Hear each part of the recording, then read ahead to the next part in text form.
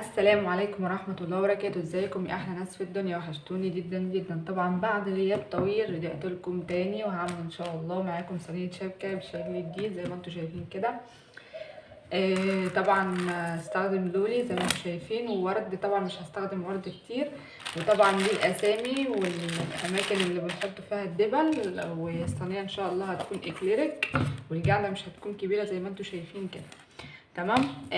ودي طبعا اكليريك زي ما انتم شايفين، دي ورقه بتتشال. الاكليريك بيبقى شفاف زي ما انتم شايفين ان شاء الله، بيجي شفاف. وهشيل معاكم ان شاء الله الورقه دي، ويلا بينا كملوا معايا الفيديو. سرعت الفيديو زي ما انتم شايفين كده عشان ما يبقاش الفيديو طويل عليكم. شلت الورق من على الاكليريك، وطبعا هلزق بطلع الاسامي زي ما انتم شايفين، وهلزق الاطار الخشب باللزق الشمع،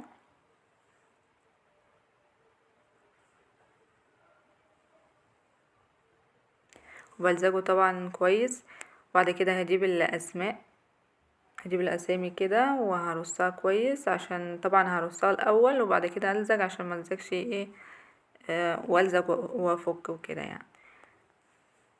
وطبعا هجيب التشكيل والنقط، بظبط الدنيا الاول وبعد كده ايه الزقهم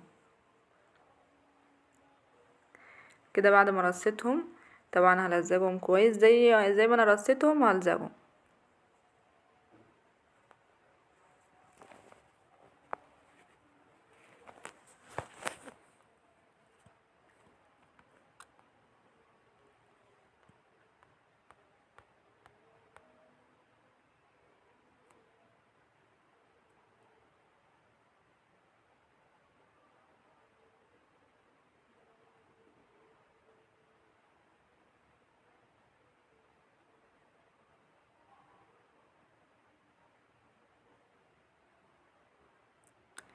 هلزقهم كلهم وارجع لكم تاني. وصلت لاخر حاجه بلزقها، وبعد كده هجيب الورد هزينه بيه زي ما انتوا شايفين، وهجيب الفرع دي وهغصها وهزين بيها على الجنبين، الجنب ده والجنب التاني.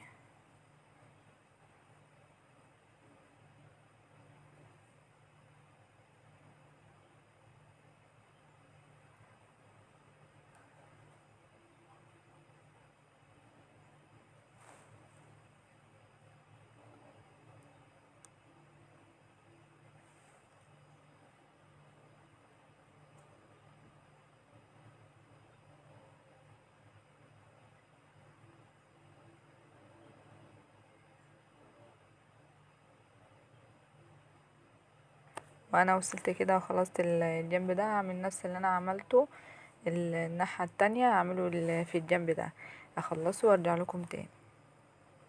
ورجعت لكم بعد ما خلصته زي ما انتوا شايفين كده. هركبه على القاعدة بتاعة الصينية. طبعا القاعدة مش كبيرة كده. بعد ما ركبته هجيب القاعدات بتاعة الدبل وكده. طبعا هي بتبقى نص واحد، وبعد كده ما جمعتهم زي ما انتوا شايفين كده هلزقهم بالطريقة اللي انتوا شايفينها. هعمل الجلوف في النص والتانيين على الاطراف زي ما انتوا شايفين. انا طبعا مسرعه الفيديو، ما حبيتش اطول عليكم عشان ما تزهقوش. طبعا انا عارفه ان بنطول عليكم. وانا خلصت الصينيه زي ما انتوا شايفين كده. يا رب تكون باينه كده شكلها. انا كده خلصت الفيديو. يا رب يكون الفيديو عجبكم. ما تنسوش تعملوا لايك وشير وتفعلوا الجرس، والسلام عليكم.